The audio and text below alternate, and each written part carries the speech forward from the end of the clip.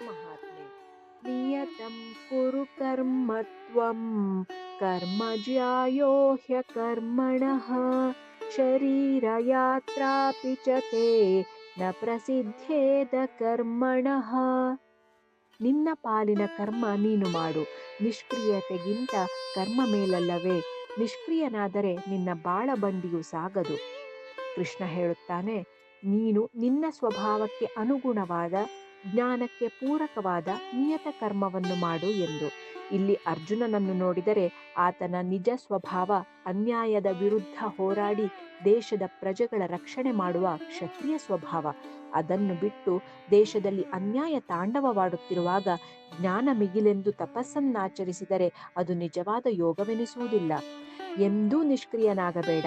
ನಿನ್ನ ಕರ್ಮವನ್ನು ನೀನು ಮಾಡು, ಅದರಿಂದ ಏನು ಸಿಕ್ಕಿತೋ ಅದನ್ನು ಅನುಭವಿಸು. ಆದರೆ ಮಾಡುವ ಕರ್ಮ ಜ್ಞಾನಕ್ಕೆ ಪೂರಕವಾಗಿರಲಿ. ಇದು ಭಗವಂತನ ಬೋಧನೆ. ಪರಮಾತ್ಮನು ಈ ಕರ್ಮವನ್ನು ನನ್ನ ಕೈಯಿಂದ ಮಾಡಿಸುತ್ತಿದ್ದಾನೆ, ಇದು ಅವನಿಗರ್ಪಿತ ಎನ್ನುವ ಭಾವನೆಯಿಂದ ಕರ್ಮ ಮಾಡಿದಾಗ ಯಾವ ಕರ್ಮವೂ ನಮಗೆ ಬಂಧನವಾಗುವುದಿಲ್ಲ. ನಿನ್ನ ಪಾಲಿನ ಕರ್ಮ ಮಾಡು, ಬಂದುದ ನುಣ್ಣು, ಹರಿಯ ಚರಣದ ಅರಿವು ತಪ್ಪದಿರಲಿ. ಹರಿಯೇ ಪರದೈವತವೋ, ಹರಿಯೇ ಗುರು ಆಸರೆಯೋ, ಹರಿಯೊಬ್ಬನೇ ಜಗದ ತಾಯಿ ತಂದೆ. ಇದೇ ಇಲ್ಲಿನ ಸಂದೇಶ.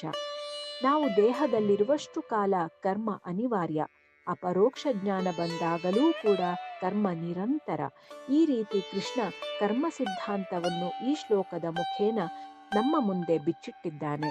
ಇಲ್ಲಿ ಒಂದು ವಿಷಯವನ್ನು ನಾವು ಸರಿಯಾಗಿ ಅರ್ಥ ಮಾಡಿಕೊಳ್ಳಬೇಕು. ಶಾಸ್ತ್ರಗಳು ಹೇಳುವ ಪ್ರಕಾರ ಕರ್ಮವೆಂಬುದು ಬಂಧಕ.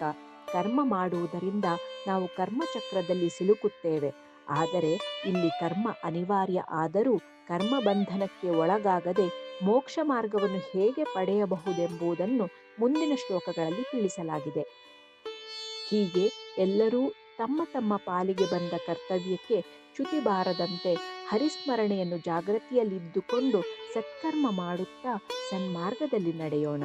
ಹರಿ ಓಂ.